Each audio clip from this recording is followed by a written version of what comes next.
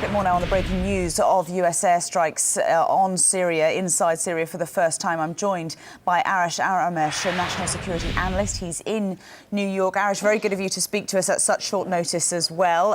President Obama signed off on these airstrikes in Syria nearly 2 weeks ago now, but the final call to strike has come as all of these world leaders are meeting where you are in New York. And this is a real ramping up now of the aggression against IS, isn't it?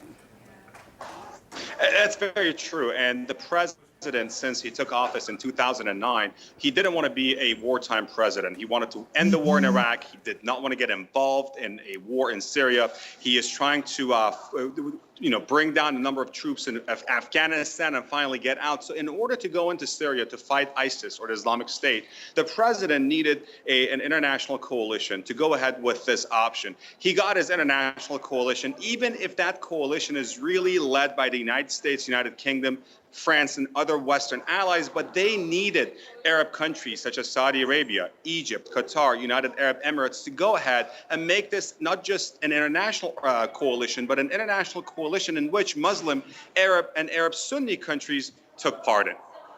Arash, we know as well that many Western leaders are going to be meeting the Iranian president for the first time since the end of the revolution 35 years ago or so. They're going to be meeting him today in New York. What does the airstrikes on Syria mean for Iran?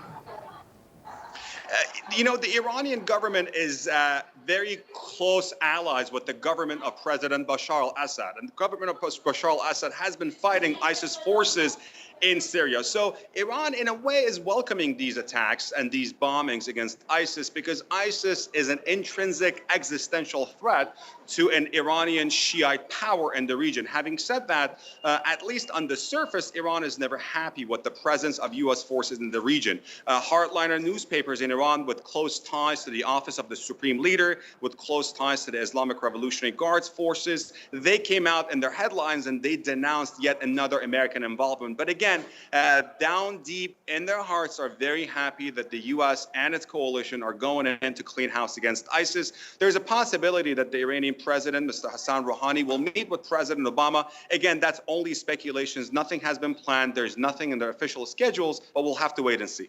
Military officials in the US saying that the airstrikes are going to target militants' command and control centres and also the resupply facilities, training camps as well. How long or how big a project, a mission is this in order to wipe out, to completely destroy IS and its infrastructure?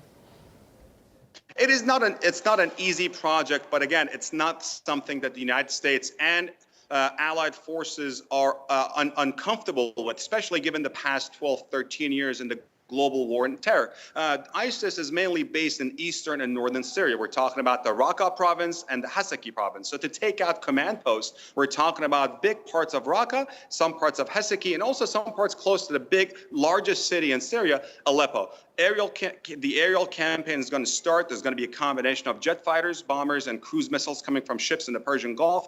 But also, we're going to be supporting assets on the ground. These are probably somewhat moderate opposition forces in Syria fighting against Bashar al-Assad and the Islamic State, and also some Kurdish forces in the Kurdish region of Syria that are fighting against ISIS. So no war can be war without troops on the ground, without forces on the ground. The president is not willing to commit forces on the ground, but he is willing to provide air cover for our assets and our allies in the region who are willing to fight against the Islamic State.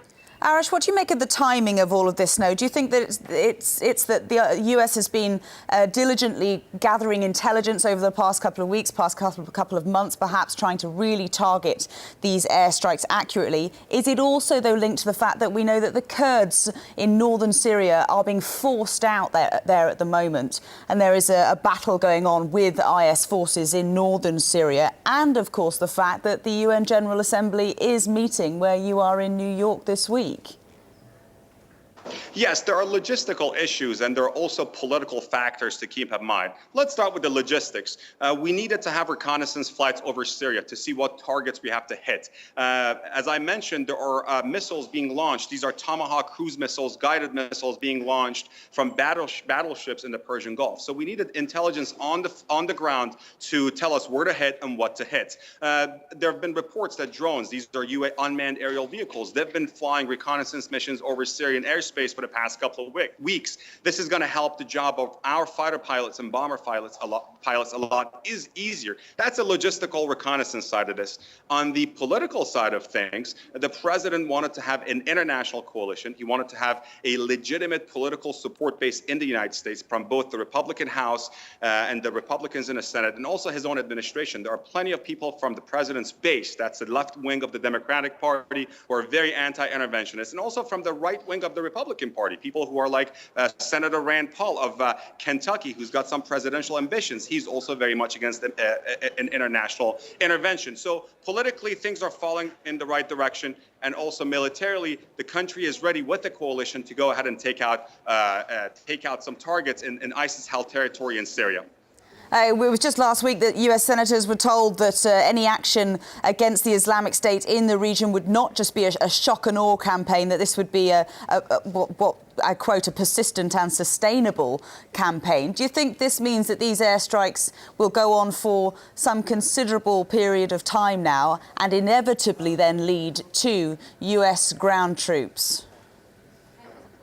Again, the president has ruled out the possibility of sending American ground troops. That means we're not going to send conventional forces, but that doesn't mean that we're not going to send special forces. We're not going to send the Rangers or Navy SEALs or special forces who are trained to deal with situations like this. As far as the air campaign is concerned, we're going to take out command posts, we're going to take out command and control posts, and we're going to weaken the Islamic State to the point where other opposition forces can wage an attack against the Islamic State. But we've got to be careful not to turn into Bashar al-Assad's air force in this ongoing civil war. That's one thing. Secondly, what's really important here is that if the Islamic State were to fall, and they will fall, they're not a military match at all for the United States or U.S. allies, but there could be other radical Islamist forces that could fill the vacuum. It's not just one organization we're fighting. It's a radical extremist ideology here that could yet again fill the vacuum of power in the region. So we've got to look about viable alternatives, what's going to happen next. After the Islamic State is out, we've got to think about how to end the Syrian civil war and how to address this situation of power in Iraq. Arash, just stay with us if you can spare the time to do so. We've got some more information about these airstrikes, and this is information coming from US media reporting that already Tomahawk missiles have been fired from the destroyer USS Early Burke. That's in the Red Sea. Tomahawks also being fired from the cruiser USS Philippine Sea. That's in the Persian Gulf. And as you were mentioning earlier as well, Arash, crucially, US officials are saying that this campaign includes contributions from Arab countries. They include the United Arab Emirates, Bahrain, Saudi Arabia and Jordan. Just how significant is it that the US has got these Arab countries on board? It's a big deal, and the name missing there is Qatar. Qatar and Saudi Arabia have been the two biggest funders and creators, as a matter of fact, of ISIS. But again, we got the Jordanians involved. ISIS posed a direct threat to stability in Jordan. King Abdullah of Jordan is on board. The Saudis, Prince Nayef of Saudi Arabia, he's the internal security force minister. He was very concerned with the rise of radical Islamists, again, in the region. They're on board. And then you have the UAE and Bahrain. Bahrain is the home of the U.S. Fifth Fleet, one of the largest naval bases in the world. They are sending some forces, and also the UAE. So it's good to have this Arab presence in the fight against ISIS. So this is not a sectarian fight only between Shiites and Sunnis, and even more importantly, it's not yet another American war in the region, or at least it's not going to be perceived that way. So it's good to build this grand coalition. Perhaps Egyptians and Qataris are going to join us sometime soon, but it's very important to build this. At the end of this, we've got to get the Arab League and we've got to get our allies in the region to help build sustaining and sustainable and lasting political coalitions in the region so they can rule and they can fill the vacuum of power and the political vacuum in these two countries, in Iraq and Syria. Arash Aramesh, many thanks for your analysis on what's going on in the region at the moment. Thank you very much indeed.